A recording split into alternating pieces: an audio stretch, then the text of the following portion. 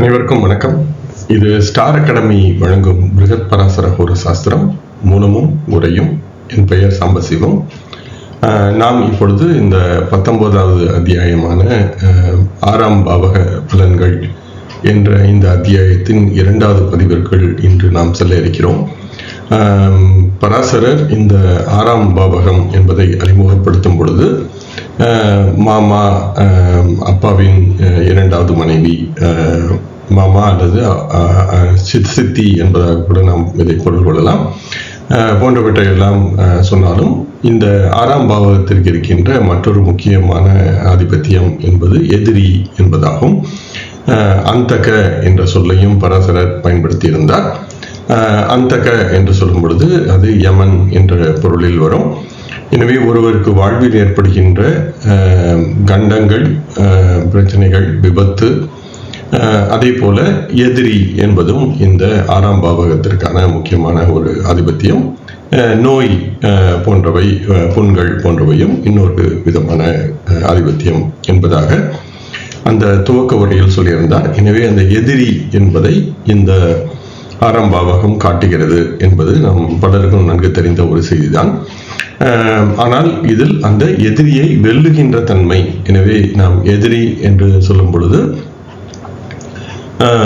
அந்த எதிரியால் நமக்கு ஏற்படுகின்ற பிரச்சனைகள் என்பதை 6ஆம் பாவகம் காட்டினாலும் அந்த எதிரியை வெல்லுகின்ற தன்மை என்பதும் அந்த 6ஆம் பாவகத்தையும், அதே போல அந்த 6க்கு 6ஆம் பாவகமான 11ஆம் பாவகத்தையும் நாம் பார்க்க வேண்டும் என்பதும் பலருக்கும் நன்கு தெரிந்த ஒரு ஜோதிட விதி.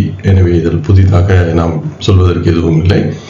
எனவே பராசரரும் இந்த எதிரி என்ற தன்மையை இந்த 6ஆம் பாவகத்திற்கான ஒரு முக்கியமான ஆதிபத்தியமாக பேசி வருவதை பார்க்க முடிகிறது. எனவே இந்த பதிவிலும் நாம் ஒரு சில ஸ்லோகங்கள் அந்த எதிரி என்ற தன்மையை புரிந்து கொள்கின்ற விதமாக இருக்கப் போகிறது. வாருங்கள் பதிவிற்குள் செல்வோம். இந்த பதிவின் முதல் ஸ்லோகங்களாக நாம் திரு கிரீஷ் தத் பாட்டக் மற்றும் சந்தானம் போன்றவர்களுடைய நூலில் இருந்து ஸ்லோகங்கள் 7, 8 மற்றும் 9வது ஸ்லோகத்தின் முதல் வரி இவற்றை சேர்த்து இந்த பக்கத்தில் பார்ப்போம். இதே ஸ்லோகங்கள் திரு தாராச்சந்திரா அல்லது கிரிதாரி லால் இவர்களுடைய நூலின் 127, 128, 129வது ஸ்லோகத்தின் முதல் வரியாகவும், கணேஷ் தத் பாட்டக் அவர்களுடைய 109 111ஆம் ஸ்லோகம் வரை உள்ள வரிகளின் இந்த ஸ்லோகங்கள் காண கிடைக்கின்றன. இதில் பெரிய மாற்றங்கள் என்பது எதுவும் இல்லை. லக்னாதிபௌ குஜபுதௌ சந்திரேன யதி சம்யுதௌ ராகுனா சனினா சார்தம் குஷ்டம் தத்ர விநிர்திஷேத்.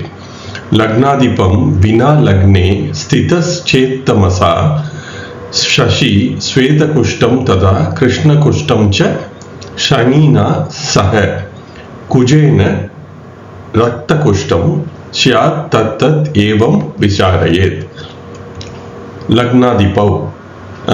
எனவே இந்த விகுதி எப்பொழுதுதான் வருகிறதோ அது 2 கிரகங்கள் அல்லது 2 என்ற தன்மையில் வரும். இது ஒரு இருமை என்ற தன்மையை குறிக்கிறது என்பதாக நாம் பலமுறை பேசியிருந்தோம். எனவே லக்னாதிபௌ என்றால் லக்னாதிபதிகள். எனவே 2 கிரகங்களில் ஏதேனும் ஒன்று லக்னாதிபதியாக வந்தால் என்பதாக இதை புரிந்து கொள்ளலாம். எனவே லக்னாதிபதி என்பது ஒரே ஒரு கிரகமாக தான் இருக்க முடியும். எனவே இங்கு லக்னாதிபௌ என்பதாக வந்திருப்பதால் 2 கிரகங்களில் ஒன்று லக்னாதிபதியாக வந்தால், எந்த 2 கிரகங்களில் ஒன்று என்று பார்த்தால் குஜ புதௌ, செவ்வாய் அல்லது புதன். எனவே செவ்வாய் அல்லது புதன் 2 கிரகங்களில் ஏதேனும் ஒன்று லக்னாதிபதியாக வந்தால், எனவே மேஷம் அல்லது விருச்சிகம் அல்லது கன்னி அல்லது மிதுனம் என்பதில் ஏதேனும் ஒன்றில் லக்னம் என்பது இருந்தால் அந்த லக்னாதிபதி சந்திரேன என்றால் சந்திரனுடன் யதி சம்யுதௌ ஒருவேளை சேர்ந்தால், யதி என்பதும் இந்த ஒருவேளை பெர்ஹாப்ஸ் என்ற பொருளில் வரும். எனவே சம்யுதௌ சேர்ந்தால், ராகுனா சனினா ராகு அல்லது சனியுடன். எனவே சந்திரன் லக்னாதிபதி இந்த 2 கிரகங்களில் ஏதேனும் ஒன்றாக இருக்க வேண்டும். அதில் சந்திரன் இருக்க வேண்டும், அதனுடன் ராகு அல்லது சனி இணைய வேண்டும். அப்படி இருந்தால் சார்தம் சேர அல்லது இணைய, குஷ்டம் என்ற சொல்லுக்கு பொதுவாக நாம் தமிழிலும் இதை குஷ்டரோகம், குட்டரோகம் என்பதாக, குட்ட நோய் என்பதாக இதை புரிந்து கொள்கிறோம். குஷ்ட நோய் என்பதாக பொதுவாக இது பலவிதமான தோல் நோய்களின் இது ஆயுர்வேதம், அதே போல சம்ஹிதா போன்ற நூல்களை பற்றி நாம் தேடும் பொழுது இந்த ஜோதிட மருத்துவ ஜோதிடம் போன்ற தன்மைகளில் நாம் தேடும் பொழுது கிட்டத்தட்ட 10 விதமான குஷ்ட நோய்கள் என்பதை பற்றி பேசுகிறோம். ஆனால் இன்றைய மருத்துவம், அலோபதி மருத்துவம், இதை பொதுவாக நாம் இதை ஸ்கின் டிசீசஸ் என்ற விதத்தில் எதையெல்லாம் நாம் தோல் நோய்கள் என்பதாக பிரித்துக் கொள்கிறோமோ அத்தனையும் இந்த குஷ்டம் என்பதாக புரிந்து கொள்ளலாம். ஆனால் லெப்ரசி என்று சொல்லப்படுகின்ற குஷ்டம் என்பதும் இதில் ஒரு தோல் நோய் என்பதாக பொருள் கொள்ளலாம். ஆனால் லெப்ரசி மட்டுமே இந்த குஷ்டம் என்பதாக இங்கு சொல்லப்படவில்லை. பொதுவாக தோல் நோய் என்பதாக இதை புரிந்து கொள்ளலாம். தத்ர வினிர்திஷேத், தத்ர என்றால் அந்த இடத்தில், வினிர்திஷேத் சொல்லவும். லக்னாதிபம், லக்னாதிபம் வினா, அதாவது லக்னாதிபதி இல்லாமல், லக்னே ஸ்திதஸ் சேத், லக்னத்தில் இருக்கின்ற, அதாவது லக்னாதிபதி லக்னத்தில் இருக்கக்கூடாது. ஆனால் லக்னத்தில் எது இருக்க வேண்டும் என்றால் லக்னஸ்திதஸ் சேத் தமசா சசி, தமச என்ற கிரகம் பொதுவாக தமஸ் கிரகம் என்று சொல்லும் பொழுது பராசரர் ராகுவை தமசா கிரகம் என்பதாக பல இடங்களில் சொல்லலாம். எனவே சனி, ராகு, கேத்து என்பதையெல்லாம் தமஸ் கிரகங்கள் என்று சொன்னாலும் தமஸ் அல்லது தமசா என்ற அந்த சொல் ஒரு கிரகத்தை குறிக்கிறது என்றால் அது பொதுவாக ராகுவை குறிக்கிறது என்பதை நாம் பிருகத் பராசர புரசாஸ்திரம் முழுவதிலும் பார்க்க முடிகிறது. எனவே இந்த இடத்தில் தமசா என்பதை ராகு என்பதாக பொருள் கொள்ள வேண்டும். தமசா சசி, சசி என்பது சந்திரன். எனவே ராகு மற்றும் சந்திரன் ஒருவேளை லக்னத்தில் இருந்தால், ஆனால் லக்னாதிபதி அந்த இடத்தில் இருக்கக்கூடாது. ஒருவேளை சந்திரன் இருக்கும் பொழுது கடக லக்னமாக இருக்கக்கூடாது. அல்லது இப்பொழுது சிம்ம லக்னம் என்று எடுக்கும் பொழுது சிம்மத்தில் சந்திரன், ராகு இருக்கிறது, ஆனால் சூரியன் அங்கே இருக்கக்கூடாது. எனவே லக்னாதிபதி லக்னத்தில் இருக்கக்கூடாது. ஆனால் சந்திரன் மற்றும் ராகு லக்னத்தில் இருந்தால் ஸ்வேத குஷ்டம், ஸ்வேத என்ற சொல்லுக்கு வெண்மை என்ற பொருள் வரும். எனவே வெள்ளை நிற தோல் நோய் என்பதாக இதை புரிந்து கொள்ளலாம். வெண்குஷ்டம் என்பதாக நாம் சொல்லலாம், அல்லது பொதுவாக வெள்ளை நிற தோல் நோய் என்பதாக அதை புரிந்து கொள்ளலாம். ததா அப்படியே கிருஷ்ண குஷ்டம், கிருஷ்ண என்ற சொல்லுக்கு கருப்பு என்பது பொருளாகும். எனவே கருமை நிற தோல் நோய், சிலருக்கு தோலில் பெரிய அளவாக கரிய நிறங்கள் என்பதாக பல இடங்களில் இருக்க வாய்ப்பிருக்கிறது. எனவே கருமை நிற தோல் நோய் என்பது சனினா சக, எனவே சனினா என்பது சனியுடன், சக என்ற சொல்லுக்கு சந்திரத்தில் சேர. எனவே சந்திரன் ஏற்கனவே இருக்கிறது, கூடவே ராகுவிற்கு பதிலாக சனி அந்த இடத்தில் சேர. சிம்மத்தில் சந்திரன் இருக்கிறது, கூடவே சனி இருக்கிறது, சூரியன் அங்கே இல்லை என்பதாக அதை பொருள் கொள்ளலாம். அதே போல குஜேன, செவ்வாய் அந்த இடத்தில் இணைய. ரத்த குஷ்டம், ரத்த என்பது இந்த இடத்தில் சிவப்பு என்ற வண்ணத்தில் புரிந்து கொள்ள வேண்டும். அந்த வகையாக எனவே இது ரத்தம் என்று சொல்லப்படுகின்ற உடலுக்குள் ஓடுகின்ற அந்த ரத்தம் என்பது இல்லை, இது சிவப்பு நிறம் என்பதாக பொருள் கொள்ளலாம். எனவே ரத்த குஷ்டம், சிவப்பு நிற தோல் நோய், ஷியாத் நிச்சயமாக. தத்தத், எனவே இந்த இடத்தில் அந்தந்த என்பதாக இதை பொருள் கொள்ளலாம். தத்தத் ஏவம் விசாரையேத், அந்தந்த. ஆனால் இந்த அந்தந்த என்பது யாருக்கு சொல்லப்படுகிறது என்றால், சென்ற பக்கத்தில் நாம் பார்த்த ஸ்லோகங்களில் அந்த உறவுகளுக்கு எப்படி பார்க்க வேண்டும் என்று சொல்வதால் நான் இதை அந்தந்த உறவுகளுக்கு இவ்விதமாக ஆராயவும் என்பதாக நான் இதை பொருள் கொள்கிறேன். எனவே இந்த தத்தத் என்பதால் அந்தந்த என்பது இந்த 3 கிரகங்களுக்கு அவ்விதமாக ஏற்கனவே சொன்ன ராகு இணைந்தால், சனி இணைந்தால், செவ்வாய் இணைந்தால் என்பதை தத்தத் என்பதாக சொல்கிறாரா, அல்லது இந்த தத்தத் என்பது அந்தந்த உறவுகளுக்கு என்ற பொருளில் சொல்கிறாரா என்பது ஆராய்ச்சிக்குரியது. ஆனால் நான் இதை சென்ற பக்கத்தில் இருந்த ஸ்லோகங்களும் இதற்கு அடுத்து வருகின்ற ஸ்லோகத்தையும் சேர்த்து பார்க்கும் பொழுது இந்த தத்தத் என்பது இதை அந்தந்த உறவுகளுக்கும் புரிந்து கொள்ளலாம். அதாவது இப்பொழுது அம்மாவை குறிக்கின்ற 4ஆம் பாவகத்தில் அந்த 4ஆம் பாவக அதிபதி அங்கே இல்லாமல் சந்திரனும் ராகுவும் இணைந்திருக்கிறது என்றால் அம்மாவிற்கு இது போன்ற ஒரு வெள்ளை தோல் நோய் இருக்க வாய்ப்பிருக்கிறது என்பதாக நான் இதை புரிந்து கொள்கிறேன். அல்லது இப்பொழுது அப்பாவை குறிக்கின்ற பாவகமான 9ஆம் பாவகத்தில் சந்திரனும் சனியும் இருக்கிறது என்றால் அப்பாவிற்கு கருமை நிற தோல் நோய் இருக்க வாய்ப்பிருக்கிறது என்பதாகவும், அந்த 9ஆம் பாவக அதிபதி அங்கே இல்லாமல் இருந்தால் என்பதாக நான் இந்த ஸ்லோகத்தை புரிந்து கொள்கிறேன். ஆனால் இதை உறவுகளுக்கு பார்க்காமல் ஜாதகருக்கு மட்டுமே பார்க்க வேண்டும் என்பதாக நீங்கள் இதை புரிந்து கொண்டாலும் சரி. ஆனால் இதை நாம் ஜாதகங்களில் பொருத்தி பார்த்தால் மட்டுமே இதன் உண்மைத்தன்மை என்பது நமக்கு தெளிவாக பொருள்படும். எனவே இந்த 2 ஸ்லோகங்கள், அதாவது 7 மற்றும் 8 மற்றும் 9ஆம் ஸ்லோகத்தின் முதல் வரி, இவற்றை ஆராயும் பொழுது 2 முக்கியமான கருத்துக்கள் நமக்கு தெளிவாக புரிகிறது. ஒன்று, செவ்வாய் அல்லது புதன் இருவரில் ஒன்று லக்னாதிபதியாக இருந்து என்று சொல்வதால், இப்பொழுது புதன் என்பது காலபுருஷ தத்துவப்படி 6ஆம் பாவக அதிபதியாக வரும். செவ்வாய் காலபுருஷ தத்துவப்படி 8வது அதிபதியாக வரும். எனவே காலபுருஷ ஜாதகப்படி 6 மற்றும் 8ஆம் அதிபதியாக செவ்வாய் மற்றும் புதன் இரண்டும் வருவதால், இந்த 2ம் லக்னாதிபதியாக இருந்து என்பதால் அந்த லக்னாதிபதிக்கே இந்த நோயை தருகின்ற தன்மை என்பது இருக்கிறது என்பதை நாம் பொதுவாக பொருள் கொள்ளலாம். எனவே செவ்வாய் அல்லது புதன் இருவரில் ஒன்று லக்னாதிபதியாக இருந்து அந்த லக்னத்தில், எனவே அந்த லக்னத்தில் என்பதை நாம் இந்த இடத்தில் பொருள் கொள்ள வேண்டும். ஆனால் நேரடியாக, அதாவது அந்த லக்னாதிபதியாக இருந்து அந்த லக்னாதிபதி இணைய வேண்டும். லக்னத்தில் என்று சொல்லவில்லை, அந்த லக்னாதிபதியுடன் சந்திரன், ராகு அல்லது சனியுடன் ஒருவேளை சேர்ந்தால், எனவே இந்த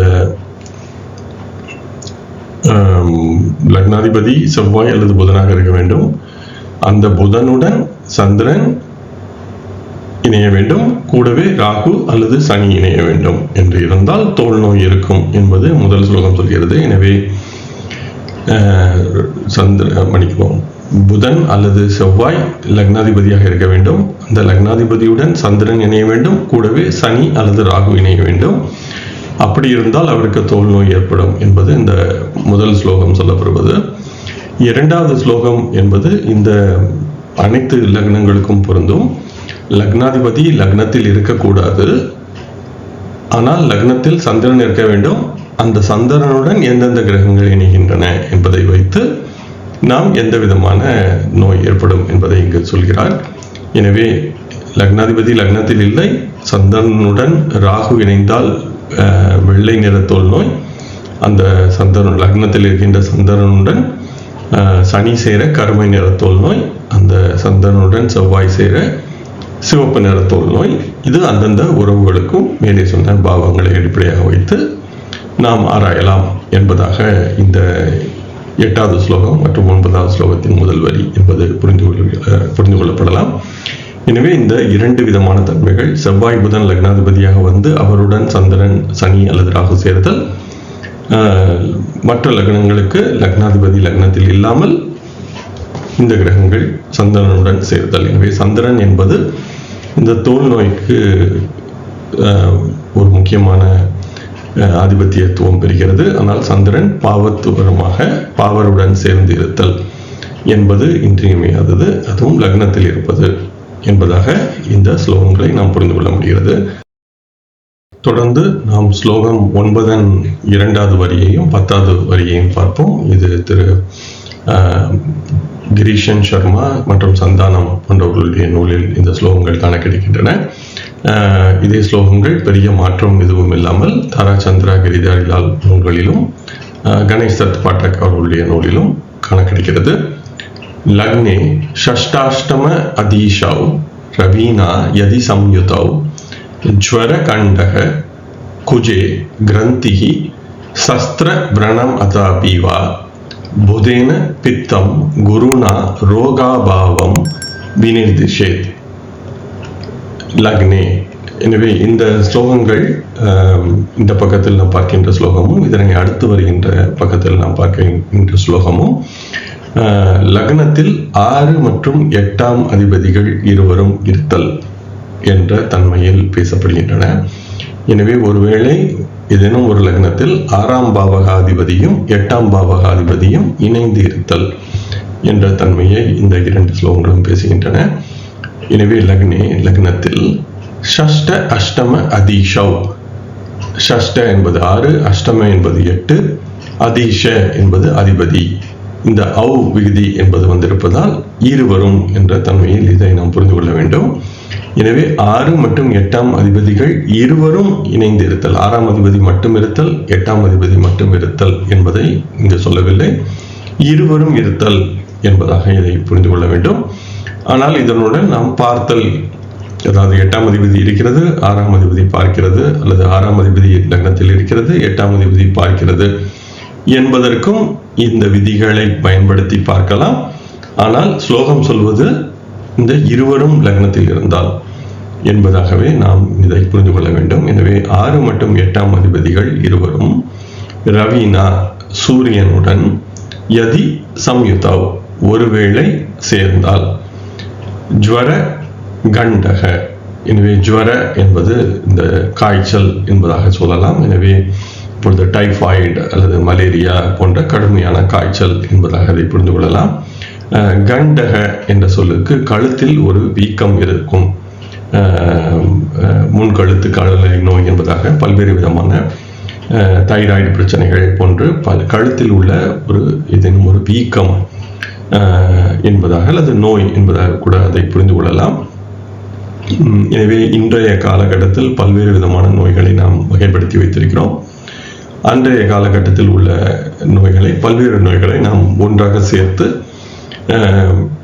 இப்பொழுது கழுத்தில் ஏன் வீக்கம் என்பதாக நாம் புரிந்து கொள்ளாமல் கழுத்தில் வீக்கம் என்பதாக கூட அந்த காலத்தில் புரிந்து கொள்ளப்பட்டிருக்கலாம்.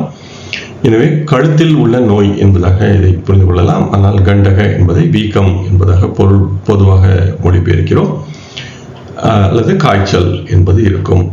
குஜே செவ்வாயுடன் சேர கிரந்திகி, கிரந்தி என்ற சொல்லுக்கு கட்டி என்பது பொருள். எனவே இது கொழுப்பு கட்டி போல திடமான கட்டிகள். எனவே கண்ட என்று சொல்லும் பொழுது அது வீக்கம், நீர் வீக்கமாக இருக்கலாம். ஆனால் கிரந்தி என்று சொல்லும்போது கட்டி அல்லது இதை புற்றுநோய் என்று கூட நாம் புரிந்து கொள்ளலாம். எனவே இது ஒரு சாலிட் அல்ல, திடமான கட்டி என்பதாக புரிந்து கொள்ளலாம். கூடவே சஸ்திர விரணம், சஸ்திர என்ற சொல்லுக்கு ஆயுதம் என்ற பொருள் வரும்.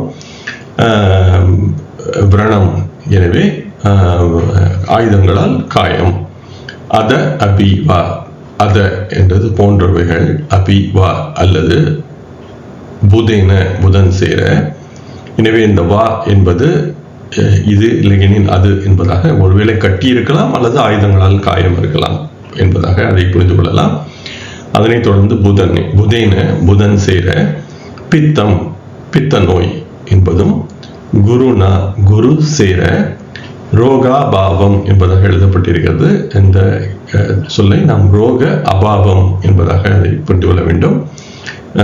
எனவே ரோக என்பது நோய், அபாவம் என்பது நோய் இல்லாத தன்மை, நோய் விலகுகின்ற தன்மை. எனவே 6, 8 அதிபதிகள் லக்னத்தில் இருந்தாலும் அதனுடன் குரு சேர்ந்து இருக்க லக்னத்தில் நோய் தீர்கின்ற தன்மை, நோய் இல்லாத நிலை, நோய் விலகுகின்ற நிலை விநிர்திசயத் சொல்லப்பட வேண்டும்.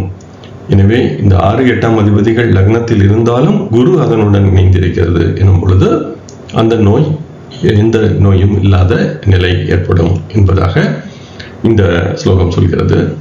எனவே இந்த பக்கத்திலும் அடுத்த பக்கத்திலும் உள்ள ஸ்லோகங்கள் அனைத்தும் இந்த 6, 8ஆம் அதிபதிகள் லக்னத்தில் இருத்தல் என்பதை பேசுகிறது. அதனுடன் எந்தெந்த கிரகங்கள் அந்த இணைவில் இருக்கிறது என்பதை வைத்து இதை நாம் புரிந்து கொள்ள வேண்டும். எனவே இப்பொழுது மிதுன லக்னம், 6ஆம் அதிபதி சூரியனும் 8ஆம் அதிபதி சுக்கிரனும் இணைந்து மிதுனத்தில் இருக்கிற மீன லக்னம், 6ஆம் அதிபதி சூரியனும் 8ஆம் அதிபதி சுக்கிரனும் இணைந்து லக்னத்தில் இருக்கிறது. அதனுடன் இப்பொழுது சூரியன் ஏற்கனவே அந்த இடத்தில் இருப்பதால் சூரியன் என்பது இந்த காய்ச்சல் அல்லது கழுத்தில் வீக்கம் போன்ற தன்மை தரும். ஒருவேளை அந்த மீன லக்னத்தில் சூரியன் மற்றும் சுக்கிரன் இருக்கிறது, அதனுடன் செவ்வாயும் சேர்ந்திருக்கிறது என்றால் ஆயுதங்களால் காயம் அல்லது கழுத்தில் கட்டிகள் போன்றவையெல்லாம் ஏற்படலாம் என்பதாக இதை நாம் புரிந்து கொள்ளலாம். எனவே 6, 8ஆம் அதிபதிகள் அதனுடன் எந்தெந்த கிரகங்கள் சேர்ந்திருக்கின்றன என்பதை வைத்து இந்த ஸ்லோகங்களை நாம் புரிந்து கொள்ள வேண்டும். எனவே லக்னத்தில் 6, 8ஆம் பாவகாதிபதிகள் இருவரும் இணைந்து அவர்களுடன் ஒருவேளை சூரியன் சேர்ந்தால் அவருக்கு காய்ச்சல் அல்லது கழுத்தில் வீக்கம் என்பது ஏற்படும். செவ்வாய் ஒருவேளை 6, 8ஆம் பாவகாதிபதிகளுடன் இணைந்து லக்னத்தில் இருந்தால் கட்டிகளோ அல்லது ஆயுதங்களால் காயம் போன்றவையோ ஏற்படலாம். அதே போல 6, 8ஆம் அதிபதிகள் லக்னத்தில் இருக்க புதன் அதனுடன் சேர பித்த நோய் ஏற்படும். ஒருவேளை 6, 8ஆம் பாவகாதிபதியுடன் குரு சேர்ந்து லக்னத்தில் இருந்தால் அவருக்கு நோய் விலகுகின்ற நிலை என்பது ஏற்படும். இப்பொழுது கடக லக்னம் குரு 6ஆம் பாவகாதிபதியாக வரும், அல்லது இப்பொழுது கடகம் என்பது கூட உச்சம் என்பதாக பொருள் வரும். எனவே இப்பொழுது துலா லக்னம் குரு 6ஆம் பாவகாதிபதியாக இருக்கும், 8ஆம் பாவகாதிபதி சுக்கிரன். எனவே இப்பொழுது சுக்கிரன் மற்றும் குரு இணைந்து துலா லக்னத்திலேயே இருக்கிறது என்றால் அவருக்கு நோய் என்பது ஏற்படாது, நோய் விலகுகின்ற தன்மை ஏற்படும். எனவே 6, 8ஆம் பாவகாதிபதிகள் இணைந்து லக்னத்தில் இருந்து, ஆனால் சுக்கிரன் என்பது அதனுடன் தொடர்பு கொள்கிறது என்பதால் அவருக்கு நோய் விலகுகின்ற நிலை என்பது ஏற்படும். இப்பொழுது அதே போல சிம்ம லக்னம் 8ஆம் பாவகாதிபதி குரு, 6ஆம் அதிபதி சனி. எனவே சனி மற்றும் குரு இணைந்து சிம்மத்தில் இருந்தாலும் அவருக்கு நோய் என்பது இருக்காது என்பதாக இந்த ஸ்லோகத்தை நாம் புரிந்து கொள்ள முடியும். இதே தன்மையை நாம் கடக லக்னத்திற்கும் பார்க்க முடியும். வாருங்கள் மற்ற கிரகங்களுக்கு பராசரர் என்ன சொல்கிறார் என்பதை தேடுவோம். தொடர்ந்து நாம் ஸ்லோகங்கள் 11, 12 மற்றும் 13ஆம் ஸ்லோகத்தின் முதல் வரி இவற்றை இங்கு பார்ப்போம். இந்த ஸ்லோகங்கள் தரச்சந்திரா, கிரிதாரிலால் மற்றும் கணேஷ் தத் பாட்டக் அவர்களுடைய நூல்களிலும் எந்த விதமான பெரிய மாற்றமும் இல்லாமல் கிடைக்கின்றன. ஸ்திரீபீஹி சுக்ரேன ஷனினா வாயுனா சம்யுதோ யதி கண்டஸ் சாண்டாலதோ நாபௌ தமக கேது யுதே பயம் சந்திரேன கண்டக கண்டக சலீலைஹி கஃபஸ்லேஷ்ம ஆதீனா பவேத் ஏவம் பித்ராதி பாவானாம் தத்தத் காரக யோகதக கண்டம் தேஷாம் வதேத் ஏவம் உஹ்யம் அத்ர மனிஷிபிஹி. ஸ்திரீபீஹி, ஸ்திரீ என்பது பெண்கள் என்பதாக இதை புரிந்து கொள்ளலாம். எனவே ஸ்திரீபீஹி என்றால் பெண்களாலும் என்பதாக பொருள் வரும்.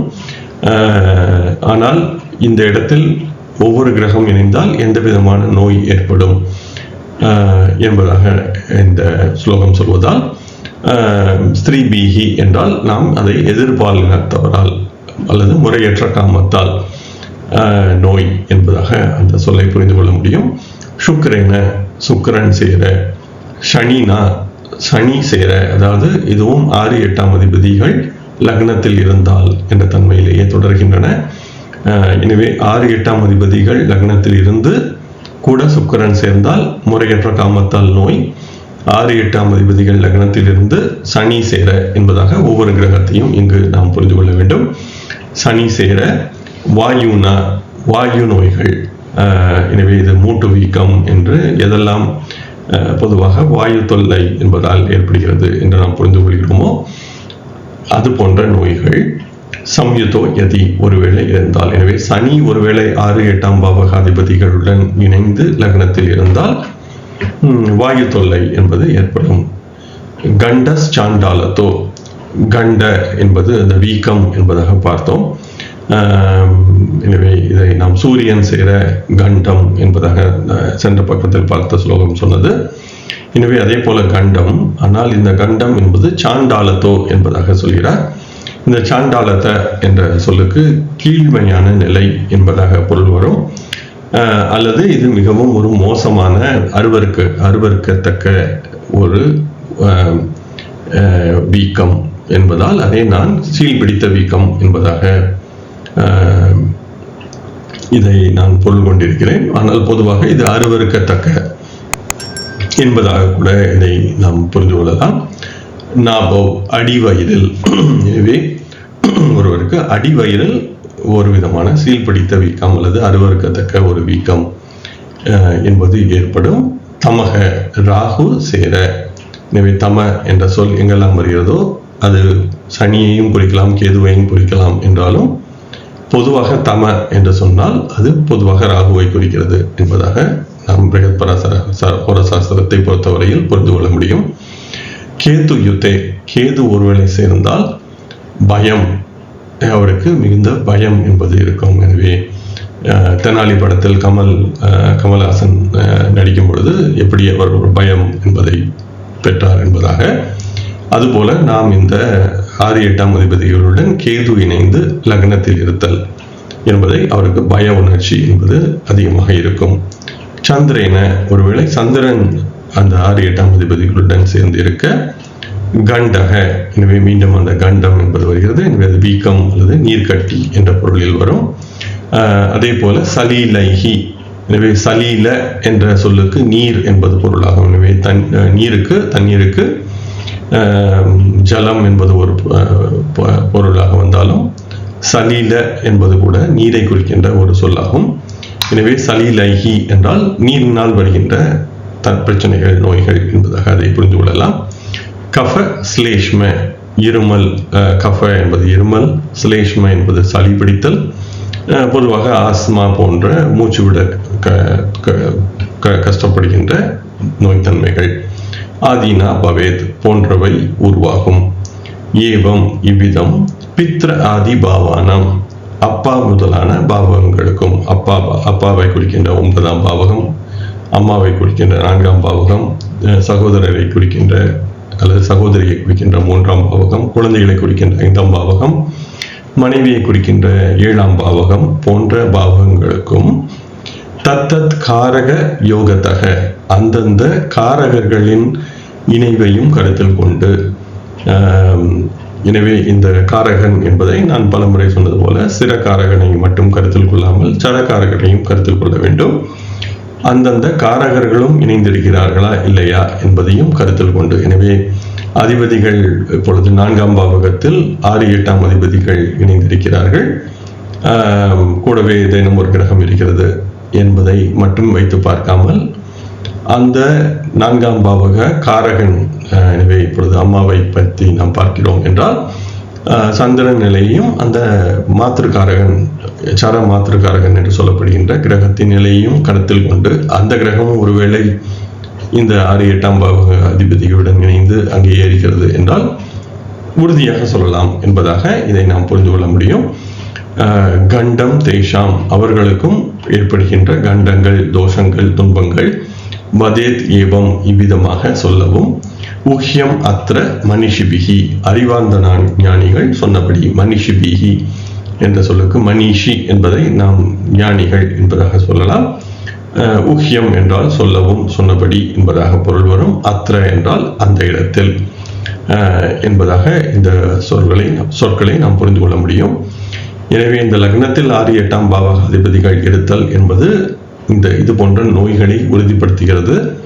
அதனுடன் எந்த விதமான கிரகங்கள் இணைந்திருக்கிறது என்பதை வைத்து அந்த நோயின் தன்மையை நாம் சொல்ல முடியும். அதே போல அந்த காரக நிலையையும் நாம் கருத்தில் கொள்ள வேண்டும். காரகனும் இதே போன்ற இணைவில் இணைந்திருக்கிறது என்றால் மிகவும் உறுதியாக சொல்லலாம். காரகன் என்பது சரக்காரகனையும் கருத்தில் கொள்ள வேண்டும், ஸ்திரகாரகன் மட்டும் போதாது என்பது என்னுடைய சிந்தனை. எனவே இப்பொழுது லக்னத்தில் 6 மற்றும் 8ஆம் பாவக அதிபதிகள் இணைந்து சுக்கிரன் சேர்ந்து இருக்க முறையற்ற காமத்தால் நோய் என்பது ஏற்படும். சனி சேர்ந்திருக்க வாயு அல்லது மூட்டு வீக்கம் போன்ற தன்மைகளால் நோய் என்பது ஏற்படும்.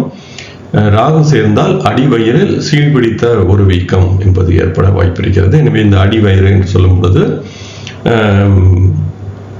வயிற்றின் மேலாக மட்டுமில்லாமல் உள்ளாகவும் இருக்கலாம். எனவே சில நேரம் இந்த சிறுநீரக பிரச்சனைகள் போன்றவை கூட, அல்லது அடிவயிறில் உள்ள உள்ளு உறுப்புகளில் ஏதேனும் பிரச்சனை என்பதாக கூட இதை நாம் புரிந்து கொள்ளலாம். ஆனால் இது இந்த ராகு 6, 8ஆம் அதிபதிகளுடன் சேர்தல் என்பது புற்றுநோய் போன்ற தன்மைகளை கூட அடிவயிறில் ஏற்படுத்த வாய்ப்பிருக்கிறது என்பதாக நாம் இதை புரிந்து கொள்ளலாம். எனவே இந்த 6, 8ஆம் பாவக அதிபதிகளுடன் இணைந்த லக்னத்தில் இருக்கின்ற தன்மை என்பது எனக்கு ஒரு சில ஜாதகங்கள் மட்டுமே கிடைத்தன. எனவே இன்னும் இது போன்ற ஜாதகங்கள் கிடைத்தால் இதை நாம் மேலும் ஆராய வாய்ப்பிருக்கிறது.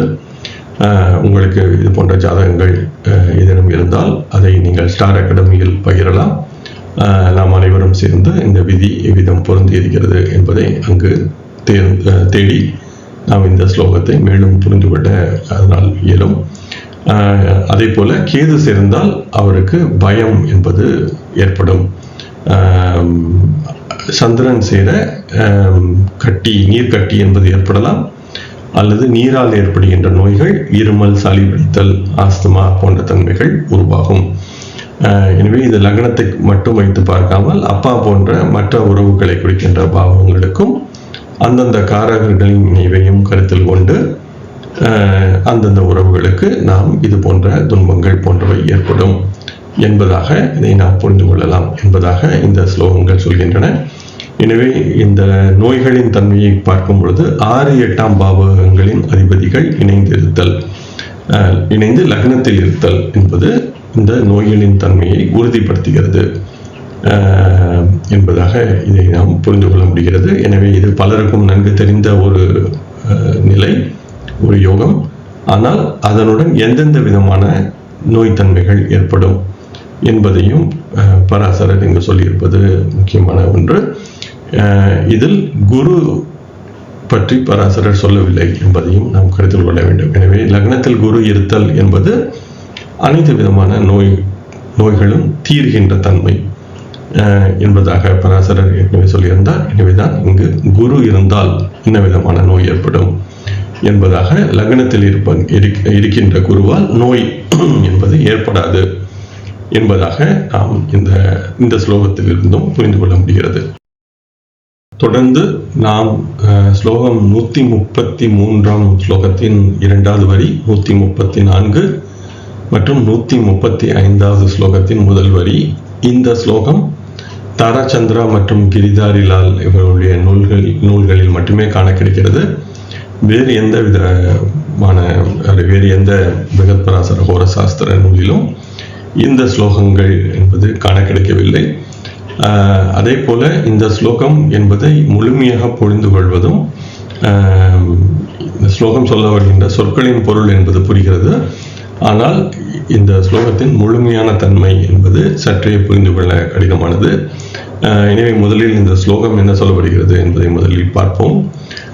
ஹத சத்ரு கிரகாதாப்தி கஜவாஜி தனாதிபாக ஸ்ரீபதிஹி ஸ்வோச்ச தேஜஸ்வி கிருஹராம சுகி பவேத் தீப்தே விரச்சிதம் பும்சாம் பிரபாவரிபு நீச்சயோகோ லக்ஷ்மியா சம்லிங்கிதோ தேகே கஜபூமி சஹஸ்ர பிரத்.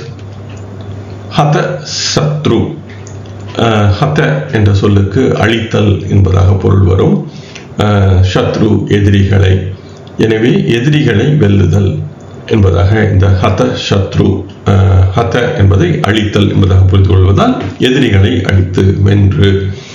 கிரகாத் ஆப்தி, கிரக என்ற இந்த சொல்லுக்கு ஈர்த்தல் அல்லது கவருதல் என்ற பொருள் வரும். எனவே கிரகாத் என்பதால் அதை கவர வேண்டும். ஆப்தி என்ற சொல்லுக்கு செல்வம், சொத்துகள் என்பதான பொருள் வரும். எனவே எதிரிகளை வென்று அவர்களுடைய சொத்துக்களை கவர்ந்து என்பதாக அந்த கிரகாத் ஆப்தி என்பதை புரிந்து கொள்ள முடியும். எனவே அவருடைய சொத்துக்களை கவர்ந்து. கஜ வாஜி தன அதிபாக, கஜ என்பது யானையை சொல்லும், வாஜி என்பது குதிரையை சொல்லும், தனம் செல்வங்கள், அதிபாக இவற்றின் அதிபராகி.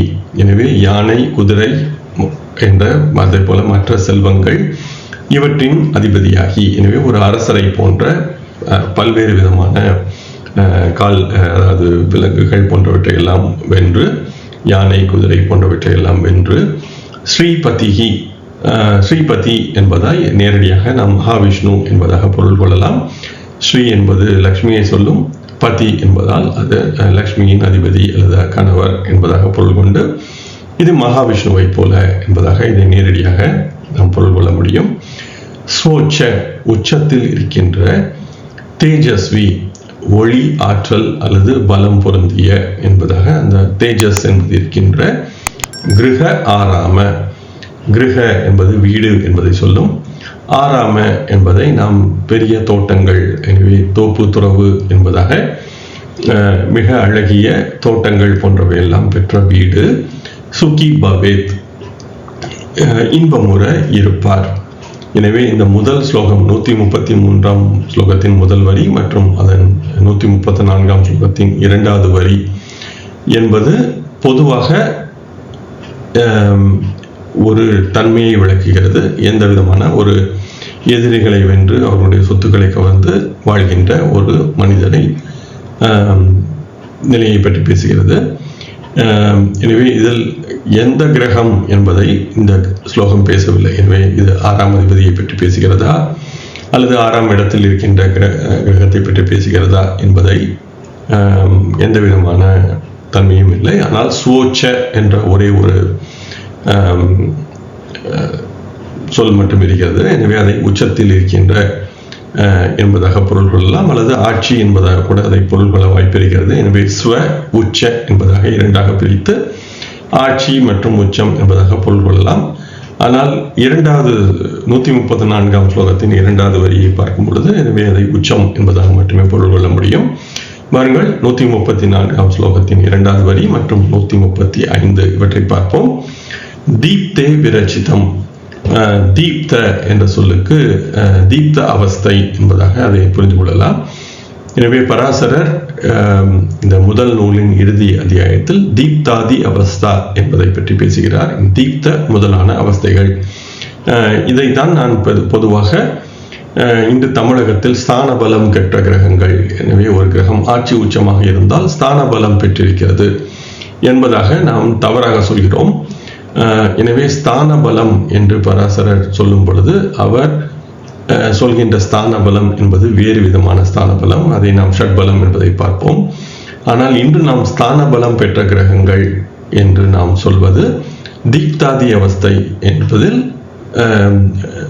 தீப்த அவஸ்தையில் ஒரு கிரகம் இருக்கிறது என்றால் அது உச்ச நிலையில் இருக்கிறது. அதே போல அதாவது ஆட்சி பெற்ற நிலையில் மூலத்திரிகோணம் பெற்ற நிலையில் கிரகங்கள் இருக்கிறது என்பதையெல்லாம் அந்த தீப்தாதி அவஸ்தா என்பதில் பராசரர் பேசுகிறார். எனவே இன்று நாம் ஸ்தான பலம் என்பதை எதை சொல்கிறோமோ அதையெல்லாம் இந்த தீப்தாதி அவஸ்தை என்பதில் பராசரர் சொல்கிறார்.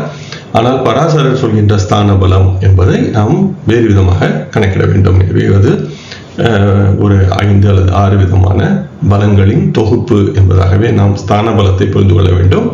ஆனால் இன்று நாம் பொதுவாக ஸ்தான பலம் என்று சொல்வது இந்த தீப்தாதி அவஸ்தை என்பதில் வருகிறது. எனவே இந்த தீப்த அவஸ்தை என்பது உச்சம் பெற்ற கிரகம் என்பதாக அதை புரிந்து கொள்ளலாம். எனவே தீப்தே விரசிதம், தீப்த அவஸ்தையில் உச்சம் பெற்ற நிலையில் இருக்கின்ற கிரகம் பும்சாம் அந்த மனிதருக்கு பிரபாவ தன்னுடைய ஆற்றலால் அல்லது திறமையால் ரிபு நீச்சையோ, ரிபு என்பது எதிரிகளை சொல்லும், நீச்சையோ எதிரிகளை தலைகுனிய வைத்தல் அல்லது எதிரிகளை கீழ்மைப்படுத்தி அவரை வென்று, லக்ஷ்மியா சம்லிங்கிதோ, லக்ஷ்மியா என்றால் திருமகள், லக்ஷ்மியின் அருள் நிறைந்து, சம்லிங்கிதோ தேகே உடலில், கஜபூமி. எனவே இந்த தேகே லக்ஷ்மியா சம்லிங்கத்தோ என்பதாக அதை புரிந்து கொள்ள வேண்டும். எனவே அவருடைய உடல் என்பது திருமகளின் அருள் நிறைந்து இருக்கும். எனவே அவர் ஆடை அணிகலன்கள், அதே போல அவருடைய வாகனம் போன்றவையெல்லாம் திருமகளின் அருள் நிறைந்து இருக்கும். தேகே என்பதாக அதை புரிந்து கொள்ள வேண்டும். கஜ பூமி யானைகள், நிலபுலங்கள், சஹஸ்ர பிரத் ஆயிரக்கணக்கான அல்லது அளவற்ற அளவு கொண்டவர். எனவே அந்த காலத்தில் யானைப்படை என்பதெல்லாம் வைத்து எப்படி ஒருவர் அரசர் போல இருந்தாரோ, நிலபலன்கள் போன்றவற்றெல்லாம் பெற்று, அதே போல இவரும் ஆயிரக்கணக்கான அளவு இது போன்ற தன்மைகளை எல்லாம் பெற்றவர் என்பதாக இந்த ஸ்லோகங்கள் சொல்கின்றன. முதலில் இதன் நேரடியான பொருள் என்பதை பார்ப்போம். ஆனால் இதில் என்னுடைய முதல் கேள்வி, இந்த ஸ்லோகத்தை பற்றி நான் பார்க்கும் பொழுது, இது 6ஆம் பாவகத்தில் உச்சம் பெற்ற ஒரு கிரகம் இருந்தால் இதெல்லாம் இருக்குமா, அல்லது 6ஆம் பாவகாதிபதி உச்சம் பெற்றால் இது கிடைக்குமா என்பதில் ஒரு கேள்வி என்பது எழுகிறது. என்னை பொறுத்தவரையில் இது 6ஆம் பாவகத்தில் உச்சம் பெற்ற கிரகம் இருந்தால் என்பதாகவே இதை புரிந்து கொள்ள வேண்டும் என்பது என்னுடைய புரிதல். ஆனாலும் இந்த ஸ்லோகத்திற்கு மொழிபெயர்த்தவர்கள் வெவ்வேறு விதமான கருத்துக்களை பேசியிருப்பதை பார்க்க முடிகிறது. எனவே இந்த ஸ்லோகமும் நாம் இது போன்ற ஒரு ஜாதகம் கிடைத்தால் மட்டுமே இதனுடைய முழுமையான பொருள் என்பது புரியும். எனவே இந்த விளக்கத்தில் நான் முதலில் இந்த அடைப்புக்குறியில் எழுதப்பட்டுள்ள பொருள் மட்டுமே எனக்கு இந்த ஸ்லோகத்தை பற்றி புரியவில்லை. எனவே இது 6ஆம் பாவத்தில் இருக்கின்ற கிரகமா அல்லது 6ஆம் பாவகாதிபதியா என்பதில், எனவே இது 6ஆம் பாவகம் பற்றிய அத்தியாயத்தில் இருக்கின்ற ஸ்லோகம். எனவே இது 6ஆம் பாவகத்தில் இருக்கின்ற கிரகத்தை பற்றி பேசுகிறதா அல்லது அதிபதியை பற்றி பேசுகிறதா? என்னுடைய கருத்து அதில் இருக்கின்ற கிரகம் என்பதாகவே நான் புரிந்து கொள்கிறேன். ஆனால் இது என்னுடைய கருத்து மட்டுமே, இந்த ஸ்லோகம் நேரடியாக சொல்லவில்லை. உச்சத்தில் இருந்து பலம் பொருந்தி இருந்தால் அந்த ஜாதகர் தன் எதிரிகளை வென்று அவருடைய சொத்துக்களை கவர்ந்து யானை, குதிரை மற்ற செல்வங்கள் பெற்று அவற்றின் அதிபராகி செல்வ வளத்தால் மகாவிஷ்ணுவை போல இருப்பார். அழகிய வீடு, தோட்டங்கள் நிறைந்து இன்பமுறை இருப்பார். அதே ஸ்லோகத்தின் அதே தன்மைதான். எனவே நேரடியாக சுவச்ச என்பதாக அந்த ஸ்லோகம் பேசியது முதல் ஸ்லோகம். 2வது ஸ்லோகம் அது நேரடியாக சுவச்ச என்று பேசாமல் தீக்த அவஸ்தை என்பதாக சொல்கிறது. எனவே அதுவும் உச்சநிலை என்பதாகவே புரிந்து கொள்ள வேண்டும். எனவே தீக்த அவஸ்தையில் ஒரு கிரகம் இருக்கும் பொழுது அந்த மனிதருக்கு மிகுந்த ஆற்றல் அல்லது திறமை, எதிரிகளை தலைகுனிய வைத்து தன் கட்டுக்குள் கொண்டு வரும் தன்மை, உடலில் திருமகளின் அருள் நிறைந்து அளவற்ற அளவு யானைகள், நிலபுலன்கள் போன்றவற்றையெல்லாம் வைத்திருப்பவர் என்பதாக அந்த ஸ்லோகம் சொல்கிறது. 2வது ஸ்லோகத்தின் பகுதி சொல்கிறது. எனவே இரண்டுமே உச்ச நிலையில் இருக்கின்ற கிரகம் என்பதாகவே பேசுகிறது. இது 6ஆம் பாவகத்தை பற்றிய அத்தியாயம் என்பதால் அந்த 6ஆம் பாவகத்தில் உச்ச கிரகம், உச்சம் பெற்ற கிரகம் இருத்தல் என்பதாகவே இதை நான் புரிந்து கொள்கிறேன். ஆனால் இது 6ஆம் பாவகாதிபதி உச்சம் பெற்ற தன்மையா என்பதில் எனக்கு இது பற்றிய முழுமையான தன்மை என்பது தெரியவில்லை. ஆனால் என்னுடைய கருத்து, இன்றைய கருத்து என்று பார்க்கும் பொழுது இது 6ஆம் பாவகத்தில் உச்சம் பெற்ற ஒரு கிரகம் இருந்தால் அவருக்கு இது போன்ற தன்மைகள் இருக்கும். எனவே 6ஆம் பாவகத்தில் உச்சம் பெற்ற கிரகம் இருப்பது என்பது எதிரிகளை வெல்லுகின்ற ஒரு தன்மையை அவருக்கு தருகிறது. அதே போல எதிரிகளின் சொத்து என்பதை அவர் பெற்று அவரும் ஒரு மிகவும் வசதியான சொகுசான ஒரு வாழ்வ வாய்ப்பிருக்கிறது என்பதாக இந்த ஸ்லோகத்தை வைத்து நாம் பொருள் கொள்ள முடியும். ஆனால் இது ஜாதகங்களில் ஆராய்ந்து பார்த்தால் மட்டுமே இதனுடைய முழுமையான உண்மை தன்மை என்பது நமக்கு தெரிய வரும். இத்துடன் நாம் இந்த பதிவை நிறைவு செய்வோம். இந்த பதிவிலும் பராசரர் சொன்ன பெரும்பாலான ஸ்லோகங்கள் இந்த நோய் என்ற தன்மையிலே இருந்தது. இந்த இறுதி பக்கத்தில் நாம் பார்த்த ஸ்லோகங்கள் மட்டும் இந்த 6ஆம் பாவகத்தில் ஒரு உச்சம் பெற்ற கிரகம் இருந்தால் அவருக்கு எந்த விதமான தன்மைகள் ஏற்படும் என்பதை நாம் இந்த இறுதி ஸ்லோகத்தில் மட்டும் பார்க்க முடிந்தது. பொதுவாக புதன் அல்லது செவ்வாய்